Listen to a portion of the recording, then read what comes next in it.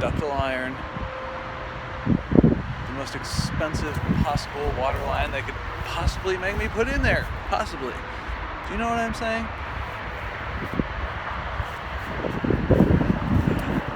It's expensive to install it too. Well, whatever. I'll do whatever you want. Montgomery County and Huber Heights. Just tell me what to do. Okay? Okay, let's review. We've got barn here. Big barn. Then we must have a water line starting way the heck over here, going all the way down this road and ending at the barn. So we're going to start down here. We have to tap into a 12-inch main, and we were hoping to get a couple 100 feet laid on the first day. So I just got to the barn to check on the water line and do a few other things. I expected to see nobody here, but there's like, I don't know how many cars over there. A lot. And they're still right at the road, which means not a whole lot of water line got laid today.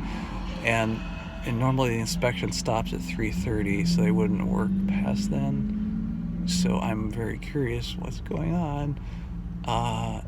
So let's go find out. Okay, we're out here. You can see there's my, there it is, my trench is full of water. Apparently there was a problem with the valve, and it was dumping 12-inch water main worth of water into the trench for a while. But that's fixed, so we're good. They're trying to cap off a 45-degree angle piece that comes right out of the new valve and then call it good and just fill it up for the weekend. So everybody's a little over time here, it looks like, but it looks like everything's okay now. Yeah, I was more worried when I saw all these cars. So it was quite a first day of waterline installation. By the time we got it all capped off and filled in for the night, it was dark outside. But back at it the next day, making progress. They've got a long stretch ahead of them, and hopefully we can get this thing finished soon.